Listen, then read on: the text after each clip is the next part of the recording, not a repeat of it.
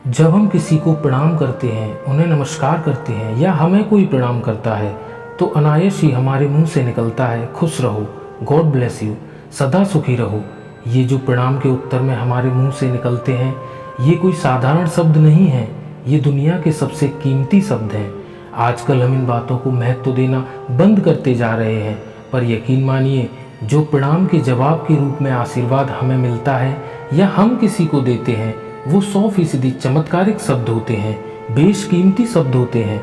एक बहुत प्यारी कथा कहने जा रहा हूँ। महाभारत का युद्ध चल रहा था। एक दिन दुर्योधन के व्यंग से आहत होकर भीष्म पितामह ये घोषणा कर देते हैं कि मैं कल पांडवों का वध कर दूंगा। इस घोषणा का पता जैसे ही पांडवों को चलता है तो उनके शिविर में बेचैनी बढ़ जाती है। सभी को भीष्म पितामह की क्षमताओं के बारे में पता था, इसलिए सभी अनिष्ट की आशंका से परेशान हो जाते हैं। तभी श्री कृष्ण द्रौपदी से कहते हैं, तुम अभी मेरे साथ चलो। श्री कृष्ण द्रौपदी को लेकर सीधे पितामह भीष्म के शिविर में पहुंच जाते हैं।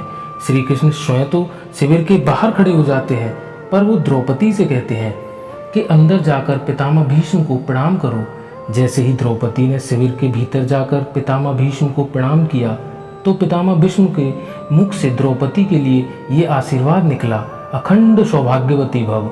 जैसे ही ये आशीर्वाद उनके मुख से निकला, उसी क्षण उन्हें स्मरण हो गया कि आज ही तो उन्होंने पांडवों के वध की घोषणा की थी और स्वयं ही उन्होंने द्रौपदी को अखंड सौभाग्यवती रहने का आशीर्वाद दे दिया।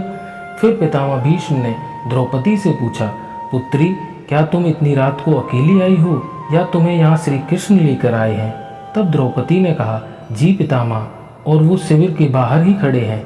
शिविर से बाहर निकलकर दोनों ने एक दूसरे को प्रणाम किया और पितामह भीष्म ने कहा, मेरे एक वचन को मेरे ही दूसरे वचन से काटने का काम केवल कृष्ण ही कर सकते हैं।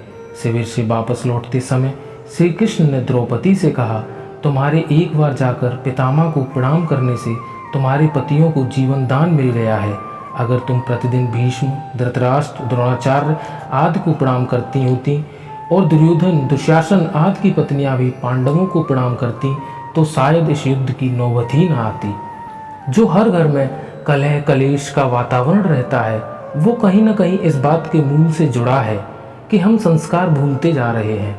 हम जाने अनजाने अपने बड़ों की उपेक्षा करने लगे हैं। याद रखना, हर चीज़ पैसे से खरीदी नहीं जा सकती, और ये भी याद रखना कि हर बात का जवाब गूगल से नहीं मिलता। उसके लिए बुजुर्गों के पास भी बैठना पड़ता है। शरीर की खुराक के साथ साथ हमारी आत्मा को भी खुराक चाहिए, जो संस्कारों से हमें मिलती है। हम भूलते जा रहे हैं आशीर्वाद के महत्व को। आशीर्वाद एक कवच की तरह होता है जो हर बाधा से हमारी रक्षा करता है। कितनी सुंदर बात कही है किसी ने, प्रणाम अनुशासन है, प्रणाम शीतलता है, प्रणाम आदर सिखाता है, प्रणाम से सुविचार आते हैं, प्रणाम झुकना सिखाता है, प्रणाम क्रोध मिटाता है, प्रणाम आंसू धो देता है, प्रणाम अहंकार मिटाता है, प्रणाम हमारी संस्कृति है। आप सभी को मेरा सादर प्रणाम। फिर मिलेंगे दोस्तों अगली वीडियो में। ऐसी और भी नॉलेजेबल वीडियोस को देखने के लिए चैनल को सब्सक्राइब करके बेल आइकन पर क्लिक करें। जय श्री कृष्णा।